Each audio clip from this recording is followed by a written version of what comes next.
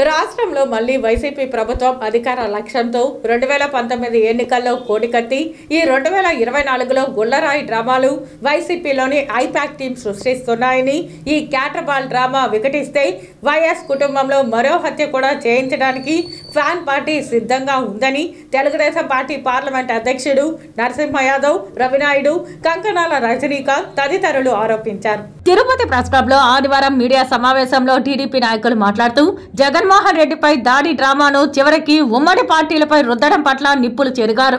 రాయిని సాకుగా తీసుకుని తమ నేతల ఫ్లెక్సీలపై అంబేద్కర్ విగ్రహం సాక్షిగా చెప్పులతో దాడి చేయడాన్ని టీడీపీ నేతలు ఖండించారు. గతంలో తమ నాయకుడు చంద్రబాబుపై తిరుపతిలో ఎస్పీ కార్యాలయం సమీపంలో రాళ్ల దాడి జరిగినా ఇంతవరకు ఆ కేసు తేలలేదని గతాన్ని గుర్తు చేశారు. వైసీపీ ఓటమి తథ్యమని తెలుసుకుని మరో కొత్త డ్రామాకు ఫ్యాన్ పార్టీ తెరలేపారని విమర్శించారు.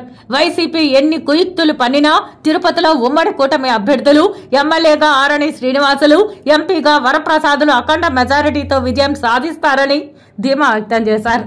జగన్మోహన్ రెడ్డి పైన కేసు బుక్ చేయాలి. ఈరోజు ముఖ్యమంత్రి జగన్మోహన్ రెడ్డి పైన ఇలాంటి ఘటనలకు పాల్పడుతూ ఓటర్లను ప్రభావితం చేసే విధంగా గతంలో కోడికత్తి ఇప్పుడు వచ్చి రాళ్లతో కొట్టారనే ఒక నెపంతో ఇలాంటి ప్రయత్నాలు చేస్తామనంటే ఇలాంటి ముఖ్యమంత్రికి ప్రజలు గుణపాఠం చెప్తారు.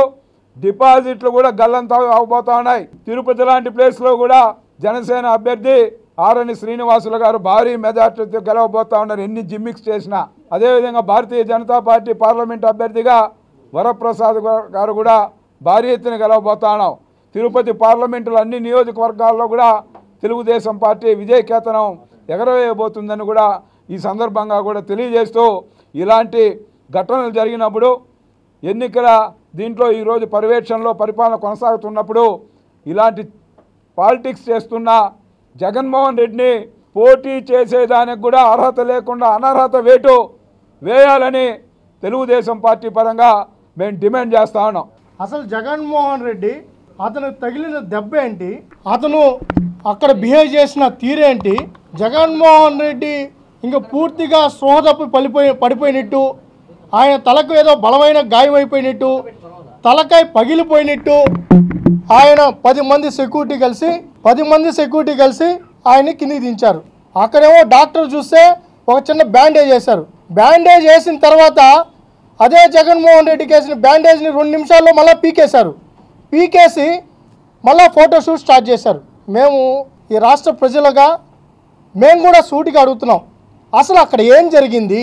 జగన్మోహన్ రెడ్డి గారికి నిజంగా దెబ్బ తగిలిందా, లేదా రాయితో కొట్టారా, లేకపోతే పూల దండకున్నది ఏదైనా గీక్కునిందా?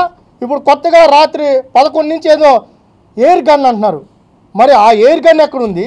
దాని నుంచి వచ్చిన అది ఏదైతే ఉందో అదేదో మళ్ళీ దాంట్లో నుంచి ఏమొచ్చిందో మాకు తెలియదు, కానీ అది ఎక్కడుంది, రాయి ఎక్కడుంది? మేము కూడా అడుగుతున్నాం, జగన్మోహన్ రెడ్డికి ఏమి తగిలింది?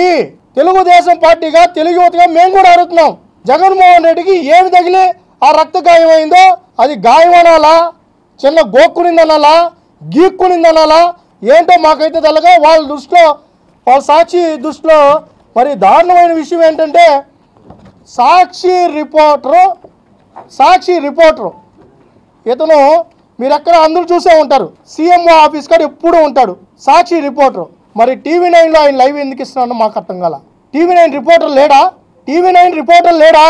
ఒక సాక్షి రిపోర్టరు లైవ్ ఇస్తున్నది TV9లో టెలికాస్ట్ చేస్తున్నారు అంటే ఇది ప్రీ ప్లాన్డ్గా ముందుగానే ఇది ఒక పద్ధతి ప్రకారం జరిగిందనడానికి దీనికంటే నిదర్శనం ఏంటి?